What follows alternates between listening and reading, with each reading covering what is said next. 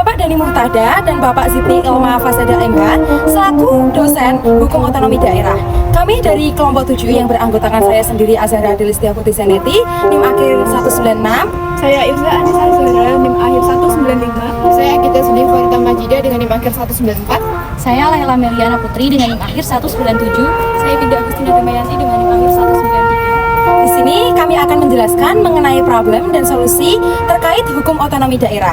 Yang selanjutnya akan dipaparkan melalui video setelah ini. Di sini saya akan menjelaskan terkait problem hukum otonomi daerah, yaitu korupsi yang terjadi dalam pemerintahan daerah. Indonesia hingga kini masih dibayangi oleh praktik korupsi yang merupakan salah satu masalah besar yang harus dihadapi oleh negara. Praktik korupsi ini masih banyak terjadi di berbagai bidang, termasuk pada lingkup pemerintah daerah. Korupsi yang ada di Indonesia sudah hampir menjadi bagian dari kehidupan masyarakat dan menyusup dalam sistem penyelenggaraan pemerintahan. Kasus korupsi dalam pemerintah daerah berdasarkan data dari Komisi Pemberantasan Korupsi atau KPK menempati peringkat teratas kasus korupsi berdasarkan instansi dari tahun 2008 sampai dengan 2019. Selain itu, Indonesian Corruption Watch berdasarkan data dari aparat penegak hukum menunjukkan bahwa sepanjang tahun 2016 sampai dengan 2019, kasus korupsi pemerintah daerah mendominasi tren kasus korupsi berdasarkan instansinya. Pada tahun 2016 terdapat 292 kasus, tahun 2017 terdapat 267 kasus, tahun 2018 terdapat 238 kasus, dan tahun 2019 terdapat 134 kasus korupsi pemerintahan daerah.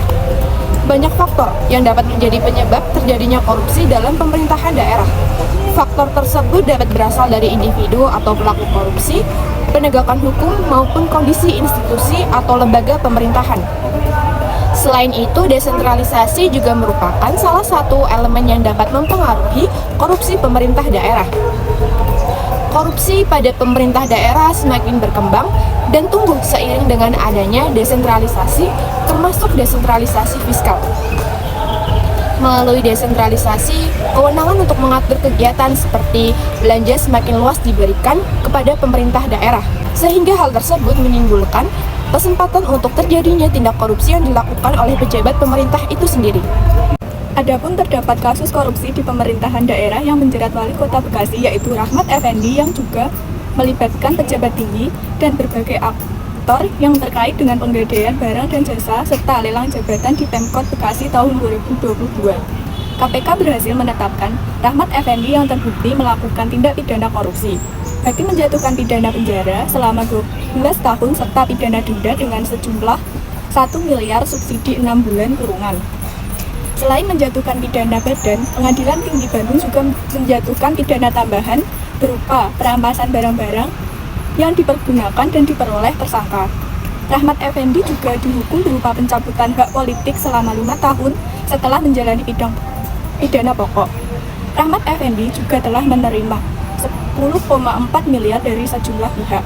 Rahmat Effendi dinilai terbukti melanggar pasal 12 huruf A atau huruf B atau pasal 11 dan pasal 12B Undang-Undang Nomor 31 tentang Pemberantasan Tindak Pidana Korupsi sebagaimana telah diubah dengan Undang-Undang Nomor 20 Tahun 2001 Junto pasal 55 ayat 1 KUHP. Baik, di sini saya akan menjelaskan mengenai dampak dari korupsi pemerintahan daerah.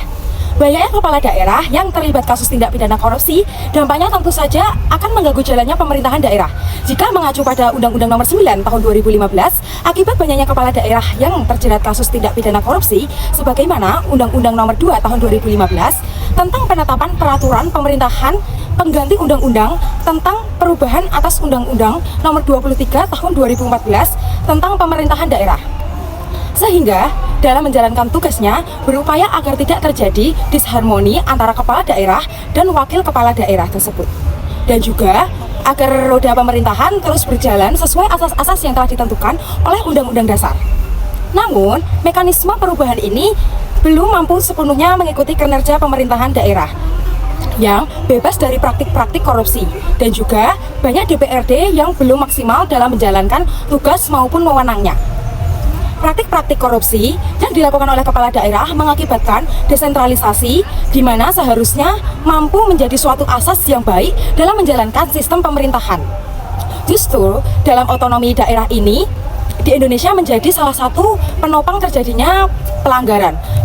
Dan juga pelanggaran undang-undang ini banyak dilakukan oleh kepala daerah yang ada di Indonesia. Sehingga kasus korupsi menjadi semacam siklus yang terjadi secara berulang-ulang, dan di sejumlah daerah, korupsi kepala daerah banyak menjadi tradisi dan diwariskan. Namun, melihat semakin banyaknya kasus korupsi yang terjadi di jumlah daerah, maka kepala daerah menandakan bahwa pemberantasan korupsi harus menjadi perhatian seluruh elemen masyarakat. Dan juga apabila ditinjau dari efek yang ditimbulkan dari tindak pidana korupsi tersebut, maka dapat dikatakan bahwa korupsi merupakan kejahatan yang luar biasa yang akan mengganggu pemerintahan yang ada di Indonesia. Baik, di sini saya akan menjelaskan terkait solusi dalam problem tersebut. Pemberantasan korupsi tidak cukup dilakukan hanya dengan komitmen semata. Komitmen tersebut harus diaktualisasikan dalam bentuk strategi yang komprehensif untuk meminimalisir tindak korupsi. Upaya pencegahan korupsi dapat dilakukan secara preventif, detektif, dan represif. Strategi preventif atau upaya preventif adalah usaha pencegahan korupsi yang diarahkan untuk meminimalisir penyebab dan peluang seseorang melakukan tindak korupsi. Upaya preventif dapat dilakukan dengan memperkuat Dewan Perwakilan Rakyat atau DPR, memperkuat Mahkamah Agung dan jajaran peradilan di bawahnya, membangun kode etik di sektor publik, membangun kode etik di sektor partai politik, organisasi, profesi, dan asosiasi bisnis, meneliti lebih luas sebab-sebab perbuatan korupsi secara manajemen sumber daya manusia atau SDM dan peningkatan kesejahteraan pegawai negeri, mewajibkan pembuatan perencanaan strategis dan laporan akuntabilitas kinerja bagi instansi pemerintah, peningkatan kualitas penerapan sistem pengendalian manajemen penyempurnaan manajemen barang kekayaan milik negara atau BKMN, peningkatan kualitas pelayanan kepada masyarakat, kampanye untuk menciptakan nilai atau value secara nasional. Strategi nasional pencegahan korupsi sendiri berfokus pada 3 hal. Yang pertama, ada perizinan dan tata niaga. Yang kedua, ada keuangan negara. Dan yang ketiga, ada penegakan hukum dan reformasi birokrasi. Menurut Presiden, sejauh ini sudah ada berbagai kemajuan yang signifikan dalam 3 hal tersebut. Dari pemaparan tadi dapat disimpulkan bahwa korupsi dalam pemerintahan daerah di Indonesia merupakan masalah yang serius dan merusak. Praktik korupsi ini telah merasuki sistem penyelenggaraan pemerintahan dan menjadi bagian dari kehidupan masyarakat. Data dari Komisi Pemberantasan Korupsi atau KPK dan Indonesia Corruption Watch atau ICW menunjukkan bahwa kasus korupsi pemerintahan daerah mendominasi tren kasus korupsi dari tahun 2008 hingga 2019.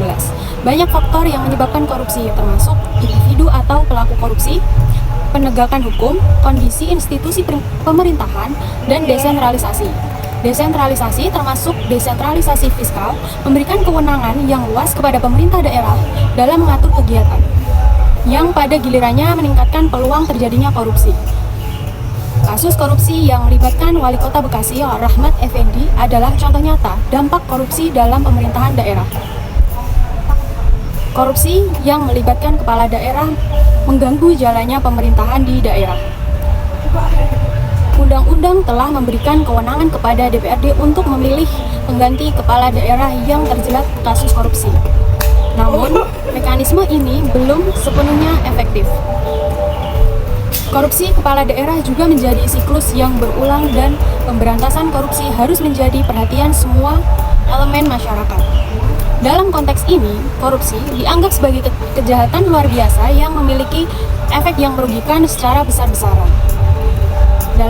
Dalam rangka mengatasi masalah korupsi dalam pemerintahan daerah, diperlukan upaya yang komprehensif dan dari berbagai pihak, termasuk penegakan hukum yang tegas, perbaikan sistem pemerintahan daerah, penguatan tata kelola yang transparan dan akuntabel, serta pemberdayaan masyarakat dalam pengawasan terhadap pemerintah daerah. Cukup sekian pemaparan dari kami. Mohon maaf apabila ada salah kata. Terima kasih. Wassalamualaikum warahmatullahi wabarakatuh. Dadah.